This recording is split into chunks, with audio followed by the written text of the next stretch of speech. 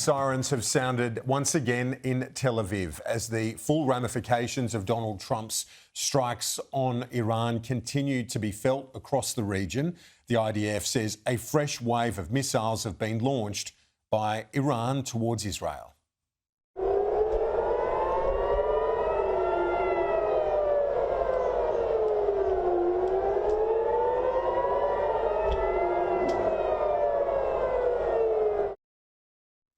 Iran and Israel have traded missiles ever since the US conducted those strikes on 3 Iranian nuclear sites. The B-2 bombers used in the attacks have now landed back home.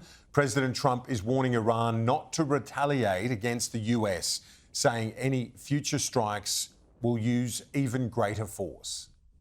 They attacked in the dead of night. These pictures from Isfahan capture the sight and sound of the US assault on Iranian nuclear sites. It was the biggest decision of Donald Trump's presidency so far, and his biggest gamble. They called it Operation Midnight Hammer, as seen in the Situation Room. This was how it looked on Saturday night. This was how it sounded on Sunday morning in a Pentagon briefing. It was an incredible and overwhelming success. The order we received from our commander-in-chief was focused, it was powerful, and it was clear. We devastated the Iranian nuclear program. New details revealed a US deception plan that had sent B-2 bombers flying west as decoys, while the B-2s involved flew east towards Iran, with bunker buster bombs primed and ready. As the president made a Saturday night return to the White House, 7 B-2 bombers had Iranian nuclear facilities in their sights. They included Fordo. It's believed to be Iran's main nuclear enrichment site, deep underneath a mountain. MOP bombs, massive ordnance penetrators, were deployed here. Other locations were hit at Naranz and Isfahan. US nuclear submarines fired Tomahawk missiles. Tonight I can report to the world that the strikes were a spectacular military success. Iran's key nuclear enrichment facilities have been completely and totally obliterated. Iran, the bully of the Middle East, must now make peace. If they do not, future attacks will be far greater and a lot easier. The president spoke of total obliteration.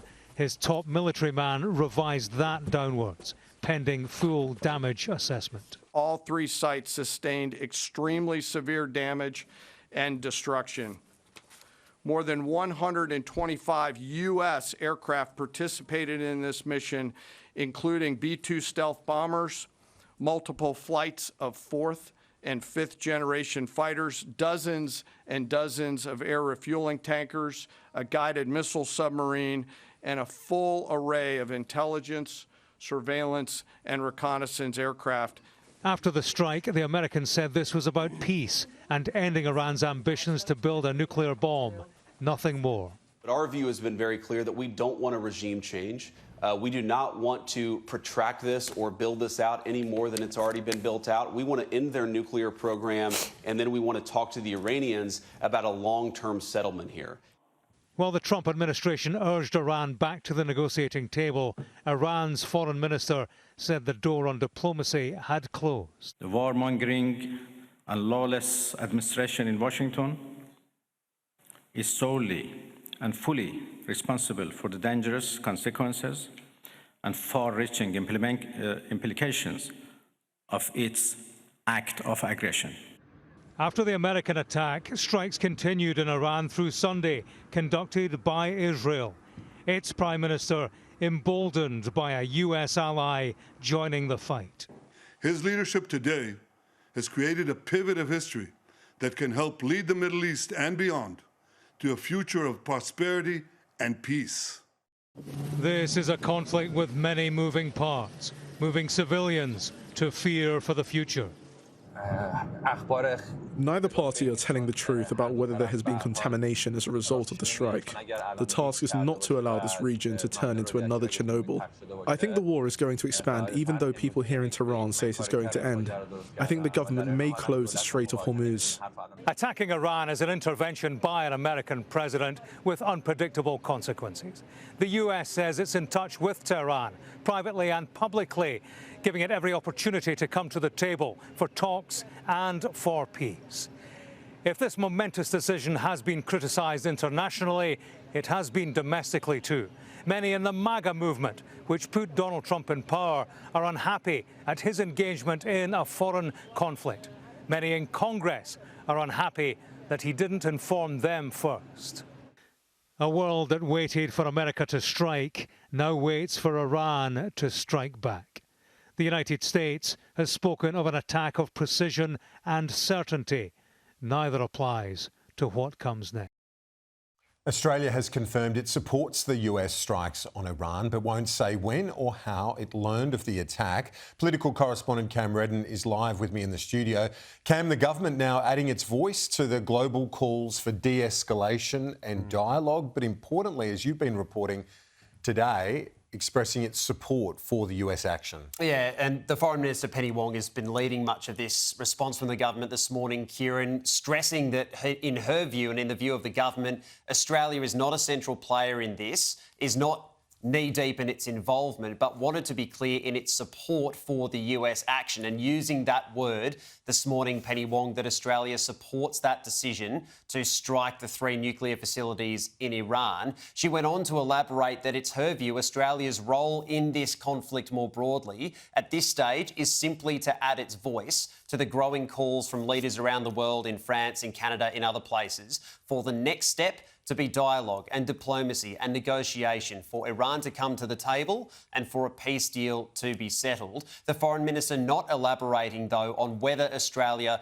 was given prior notice of this strike being carried out or exactly when and how Australia was notified. It came out overnight via an interview done by the British Prime Minister Keir Starmer that the United Kingdom was given advance notice. He says that was important as a close ally. It's been noted today, including by Mike Pizzullo, the former Secretary of Home Affairs in Australia, that perhaps the reason the UK was so explicitly warned this was coming is because they have had warships in the region and that there may have needed to be some involvement should they have required the US aircraft additional refuelling or something along those lines of additional help. But the Foreign Minister this morning outlining the government's position that it is very much supportive of this action from Donald Trump and the United States.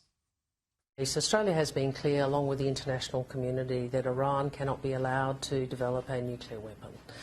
We support action to prevent that from occurring, and this is what this is. Did Australia receive any advance notice that the US would be taking this action, and what role could Australia play in the de-escalation process aside from public advocacy as you are today? Well, the US has made clear this was unilateral action taken by the United States.